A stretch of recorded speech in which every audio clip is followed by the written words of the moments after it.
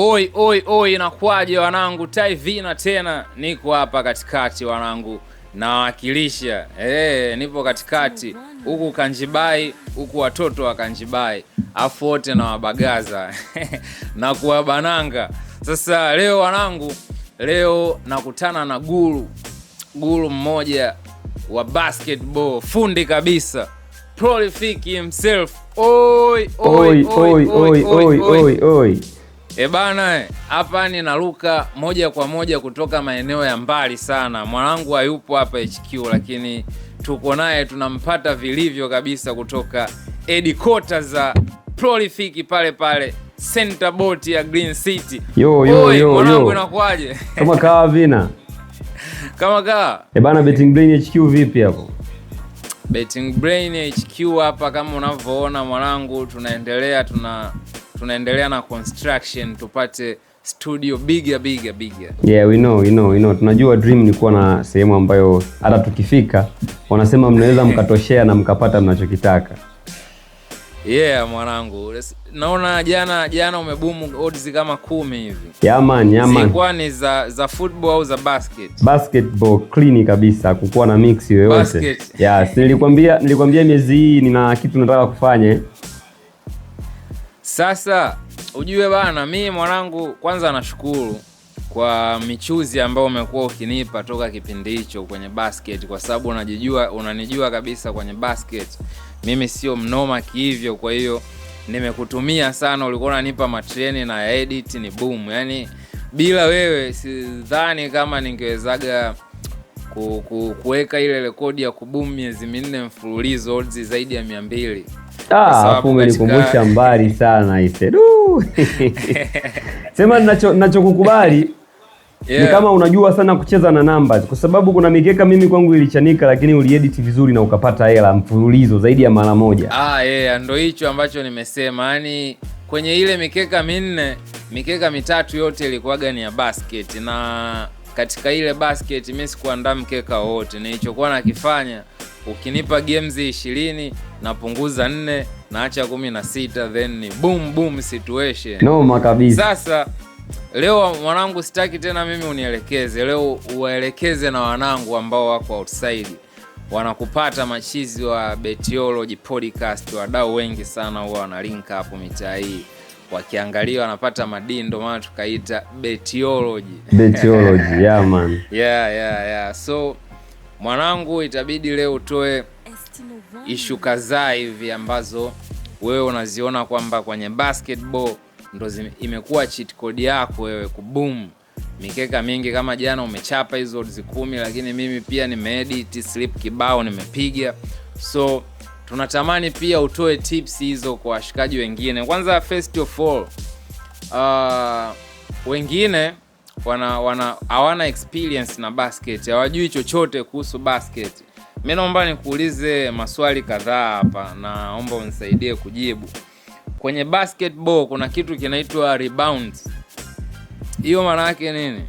Rebounds bana, unajua kwenye ile hoop au ile goli la basket kuna muda mtu anaweza akashoot pale mpira yeah. Ukienda ukigonga kwenye ile hoop unaodondoka, ukidondokea ndani ya uwanja au ukiwa hewani ukidakwa, huwa ndo tunaita rebounds. Kwa hiyo rebounds ni mpira unaogonga kwenye lile basket, lile hoop na kudakwa. Okay. Lakini unaweza kuwa offensive rebound au defensive rebound. Utakuwa offensive rebound pale ambapo mchezaji wa timu inayoshambulia kwa wakati huo akiudaka, lakini utakuwa defensive rebound pale ambapo mchezaji ambaye alikuwa ana defend akiudaka. So hiyo ndio rebound, na kwenye betting ipo na ina options za kubetia pia. Na quarter, mimi najua kuhusu quarter, lakini kuna watu hawajui kwenye basketball kuna kitu kinaitwa quarter. Sasa basically mchezo wa basketball unagawanyika mara 4, ambapo ni robo. Kama unavyoisikia hiyo neno kota maana yake tunajua kwa Kiswahili ni robo. Sasa mchezo wa basketball unagawanyika mara 4 kwenye vipindi 4 tofauti ambavyo vinagawanywa tena mara 2 vinatengeneza vipindi viwili. Nikiwa na maana gani? Kota ya kwanza na kota ya pili, yani robo ya kwanza na robo ya pili huwa zinatengeneza kipindi cha kwanza ambacho tunakiita kama first half, basically kama kwenye football. Lakini kota ya 3 na ya 4 ndio huwa zinatengeneza second half. Sasa kota ya kwanza na ya pili mpaka ya 4 zinachezwa kwa dakika kadhaa kulingana na ligi. NBA wanacheza dakika 12. Ufilipino wanacheza dakika 12. China wanacheza dakika 10. Sasa inategemea na ligi yenyewe. Ligi nyingi duniani za mataifa mengi zinacheza dakika 10 tu peke yake. Lakini hizi ligi kubwa NBA na PBA pale Ufilipino ndo tumeona zinachezwa dakika 12. So ikitokea kota ya kwanza mpaka kota ya 4 imeisha, kwenye basketball hatuna draw. So ikitokea kota ya kwanza mpaka ya 4 zimeisha na team ziko draw, waga tunaenda tunakiita OT, overtime. Ndio wataenda watapiga huko, lazima mshindi apatikane. Kwa kama OT ya kwanza itatokea tena matokeo yako sawa, wataenda OT ya pili mpaka pale ambapo mshindi atapatikana hata kwa margin ya point moja. So basically ni na kuhusu swala la points, mimi kipindi hicho nilikuwa nikiona points labda 200, 220, 190. Nilikuwaga najua ni zinakuwa counted moja, lakini kumbe sio hivyo. Hem, tuelekeze vizuri points ni nini, zinakuaje? Sasa kwenye uwanja wa basketball, ile court, watu tunapenda kutumia neno court. Kwenye zile courts za basketball kuna zoni. Umeona basically kama mpira wa miguu unavyochezwa, kuna zoni ya 6, zoni ya 12 na zoni ya 18. Sasa kwenye zoni za basketball kuna zoni mchezaji akiwa ndani kwenye ile duara la ndani kabisa, akashoot, akiwa pale akafunga, huwa tunahesabu point 2. Lakini zoni ya nje kabisa huwa tunahesabu ni point 3, akishoot kutoka nje ndio huwa tunaziita 3 pointers. Lakini kuna baadhi ya ligi, mfano kama ligi ya Ufilipino, wana zoni ya point 4. Yaani kuna zoni ambayo mchezaji akitupa mpira tunaweza tukapata point 4 kwenye zoni moja. Japokuwa ligi nyingi na basically mchezo wa basketball unachezwa kwenye zoni ya point 2 na point 3. Haya mwanangu, tuelekeze pia na kuhusu foul. Basically kuhusu foul, unajua kwenye basketball kuna namna ambavyo watu wengi huwa wanashangaa kwamba mbona jamaa amecheza foul alafu ameenda kushuti peke yake kama penalty. Kwa hiyo foul nyingi za basketball adhabu yake huwa inakuwa kama penalty. Hasa foul ambazo zimechezwa intentionally kumzuia mchezaji kwenda kufunga vikapu.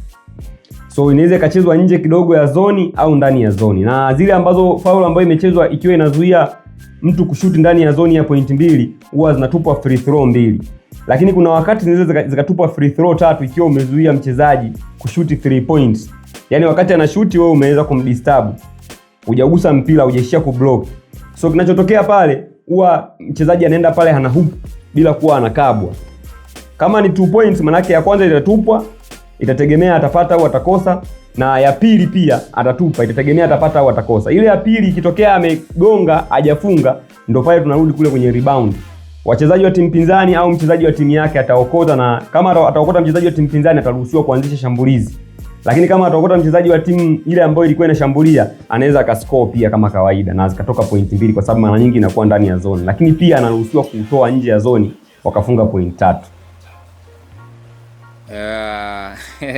Umenifungua kitu hapo, umenifungua kitu. Nilikuwaga naona tu pale wanalipuana na shangaa. Unashangaa dakika 3 umeacha labda point 200. Dakika 2 mbele unakuta point 230. Watu ndani ya dakika 2 wanakuwa wametupa vikapu vitatu vya kutosha, wamepishana sana. Unajua basketball ni mchezo wa seconds. Yaani sekunde 2 inaweza zikazalisha hata vikapu 6. Ndani ya sekunde 30 ukapata vikapu 6 mpaka 8. Kwa sababu watu wakipishana wakitupa wana uwezo wa kufunga vikapu back to back.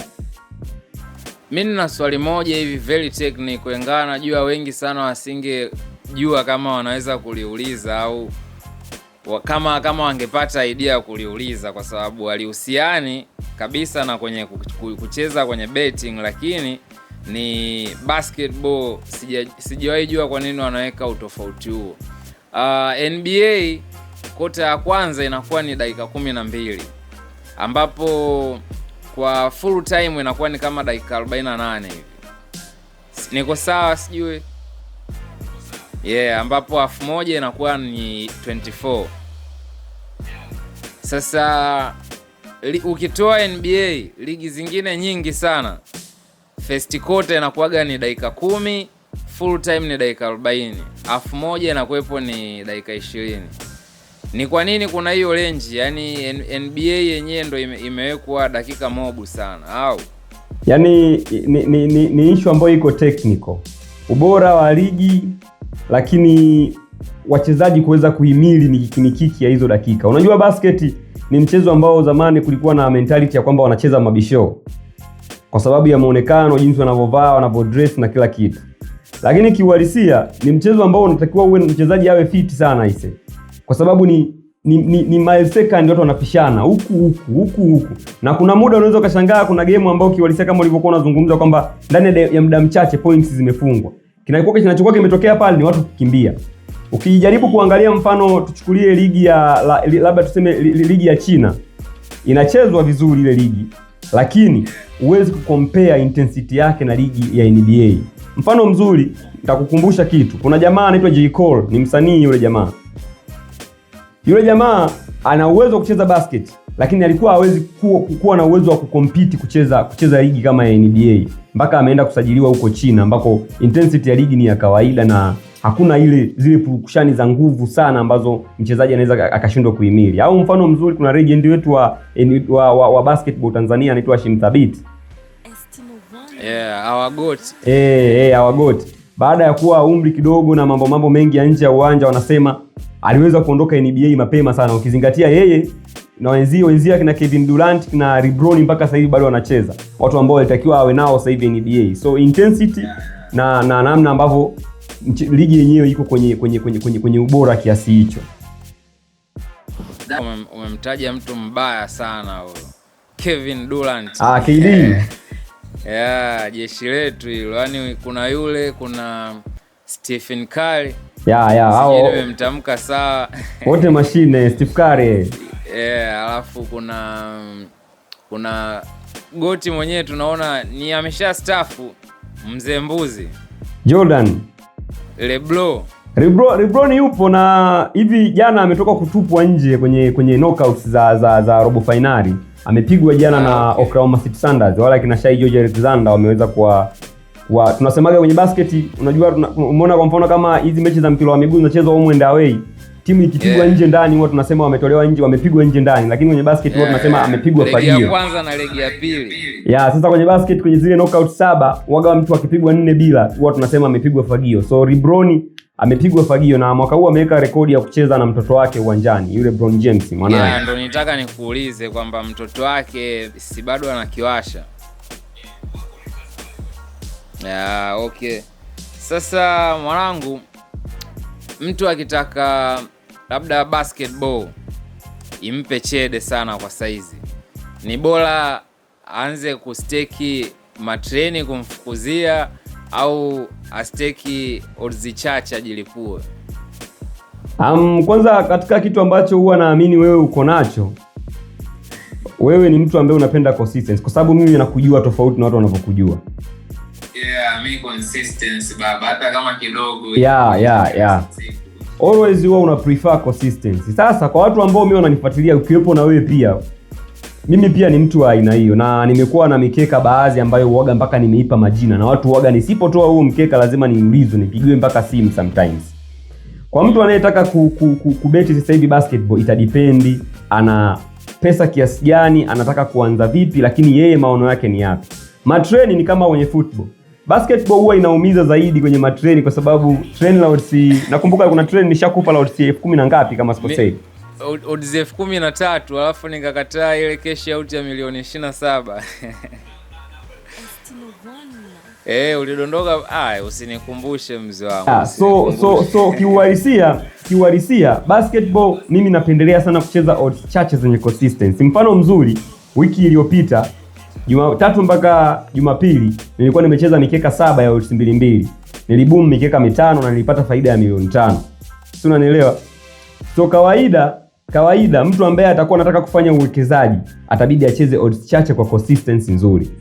Lakini mtu ambaye anataka kuchase win, yani wanasemaga big win, anabidi awe mvumilivu.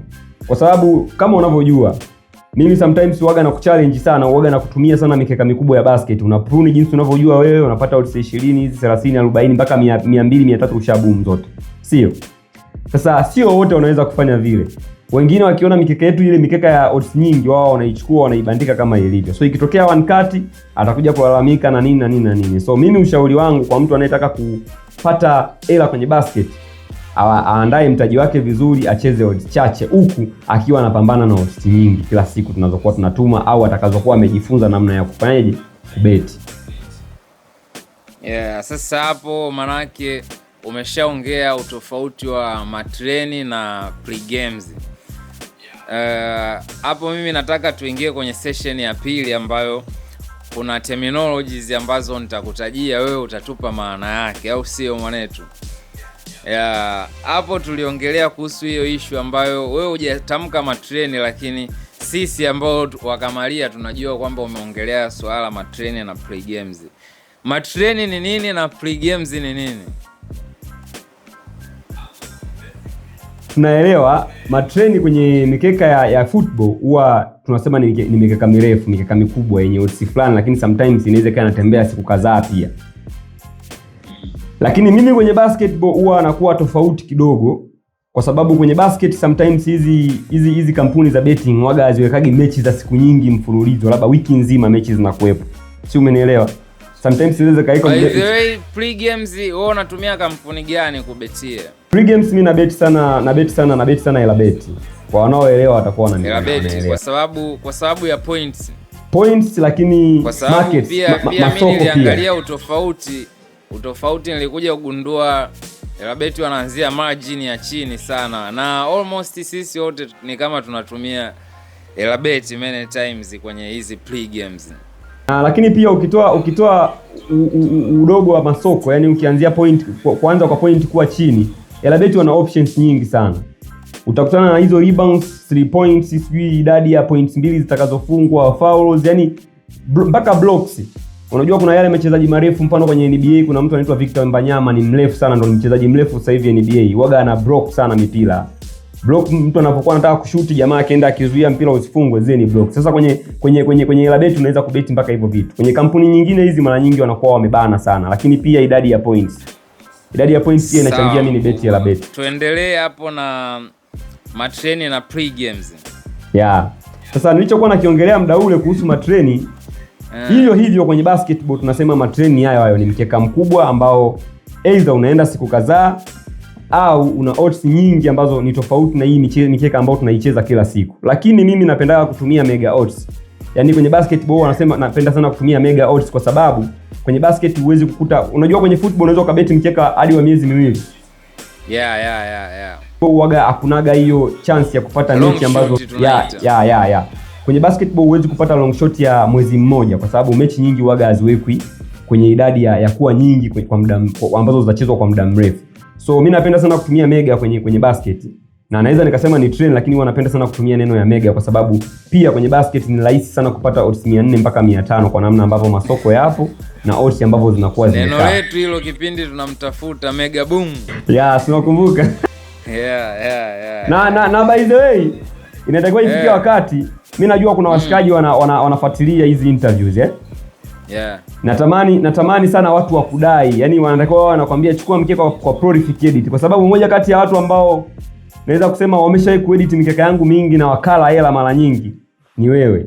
So kama watu wataweza watatakiwa kukudai mikeka yangu kwa sababu hiyo mikeka bana, mikeka hiyo imenipa maisha, nilinibadilishia maisha chap sana. Na kinachokufanya uwe vile, nadhani kuna namna ambavyo unajua kucheza na namba za odds kwa sababu you're a guru na una experience ya muda mrefu sana kwenye game. So kuna odds ukiziona unajua ambavyo nipa mkeka wa mechi ambazo mimi mchezo ambao sijawahi kuucheza kabisa. Nikiangalia zile odds nitaangalia tu, nitajua hizi odds zimewekwa kubwa kwa sababu ipi, nitazitoa. Na ndio maana keka lako ilikuwa kila nikiedit imo. Wazee, just in case ambao hamjui, huu ndo ambaye alinipaga mkeka wa odds 360 tarehe 3 mwezi wa kwanza Januari.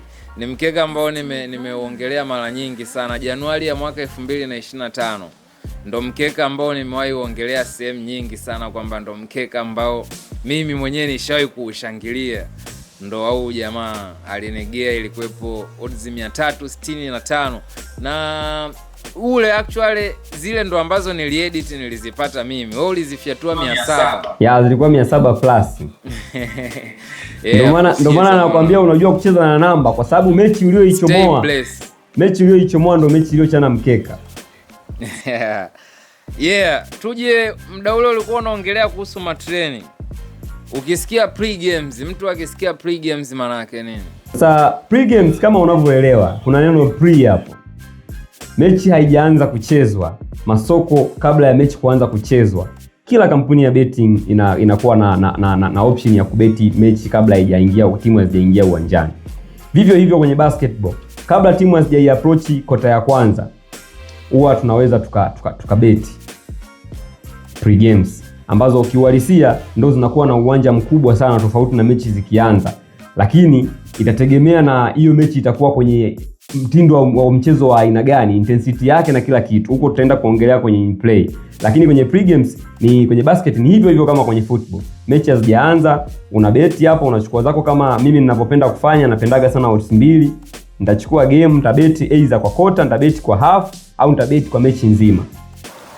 Mtu akisikia neno in play, yani in play yani mchezo unachezwa tayari. Sasa in play kwenye basketball inaanza dakika ya kwanza ya kota ya kwanza, mechi inaanza kuchezwa.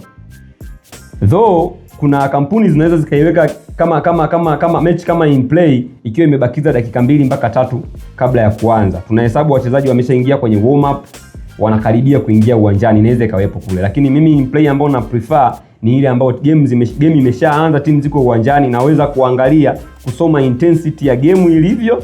Lakini wachezaji, unajua kwenye basketball kuna mchezaji anacheza na anaweza kapumzishwa na akarudi uwanjani.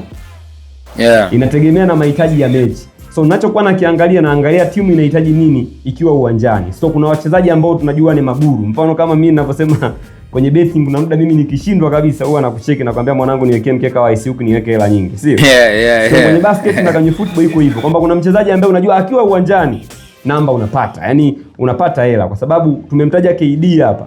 Unajua KD akiwa uwanjani ukitaka assist, ukitaka rebounds pia sometimes na ukitaka points nyingi zinatoka kweli jeshi letu. Kwa hiyo kwenye in play mimi huwa naangalia kitu kama hicho. Kwa hiyo in play ni mechi inachezwa kabisa uwanjani, tunakuwa tunajua sasa hivi tunahitaji nini kulingana na game ambavyo ipo. Kwa kufunga session ya hizi terminology, mtu akisikia roll over, hiyo ya mwisho hii una roll over ni kwa ninavyoelewa mimi ni mtu anaamua kubeti kwenye mtindo fulani, aidha wa kujirudia kwa kiasi cha pesa kinachowekwa, ikitegemea na idadi ya odds ambazo zinakuwepo. Kwa nini namaanisha nini ninaposema hivyo? Mfano, mtu anaweza akasema bana, mimi nataka nitengeneze utaratibu wiki hii kila siku nitafute odds 1.5 niweke stake. Lakini itadipendi. Kuna yule ambaye anacheza stake ya payout ya jana anaifanya stake ya leo. Au kuna yule ambaye anasema kila akibeti akiweka 10,000 kwenye odds 1.5, ile 5,000 anaitoa anaiweka mfukoni, anarudisha 10,000 kama kawaida. Kwamba anatengeneza mzunguko wa kubeti. Sana rollover inabeba jina inayobeba ni ile odds ambayo unakuwa unaibetia. Inatakiwa iwe consistently. Labda wengine wanapenda sana 1.5 mpaka 1.7. Mimi pia napenda kucheza kwenye range hiyo ya odds. So unabeti ukiwa unatanguliza sana nidhamu, lakini vile vile unabeti kwa kujirudia odds. Aidha kwa kuweka stake kama payout ya jana kama stake, au kwa kuweka stake ambayo utakuwa unatoa payout unaweka pembeni. Lakini lengo kubwa linakuwa ni faida na kupata consistency ya ushindi. Though nadhani mpaka sasa hivi mwaka huu Tanzania, moja kati ya watu ambao wamefanikiwa kufanya rollover ikafika, nadhani ni wewe. Sijasikia mtu mwingine, labda huenda kwa sababu wapo watu wanafanya hatuwaoni. Ila nadhani rollover yako ilifika mpaka mwisho nadhani na tulicelebrate. So kwenye hilo nakupongeza kwa sababu hakuna kitu kigumu kama rollover. Rollover it's just simple kwa sababu ya idadi ya odds. Hata sikuamini. Yaani rollover inakuwa nyepesi kwa sababu mtu anaona ni odds chache, lakini ni ngumu sana rollover kufikisha day 5, day 6 mpaka 7. Oi. Huyu wanangu, yani sijui hata nimtamke vipi kwa heshima yake, yani ambayo amejijengea kwangu mimi. Yani ni mshikaji ambaye mimi ana respect zangu zote, na hata kila siku nikiamka namuomba Mungu amweke sana, kwa sababu ni moja ya washikaji ambao mimi binafsi wamenipa maisha. Kuna vitu vingi sana ambavyo namiliki vimetokana na mikeka ya hawa washikaji. Yani may God bless him. So by the way kabla hujaenda mbali, labda na mimi nitie neno. Mimi nilishatoka kwa Taivina kuwa kama rafiki au mshikaji. Nimefika kwenye dimension ambayo hata baadhi ya ndugu zangu hawakalii kiti chake. Mimi najua kuna namna Taivina tunamheshimu kama guru wa kamari, lakini mimi kuna dimension ambayo niko na Taivina ni tofauti kidogo. Nazungumzia engo kubwa ya maisha. So kiukweli una respect yangu kubwa sana, ni mtu ambaye kila ninapoamka pia nawaza. Hizo tunapita nazo kama kipanga hizo mwanangu. Tunapita nazo sana hizo. NB Sleep wanangu, sleep zetu sisi ni free boti. Atuuzi.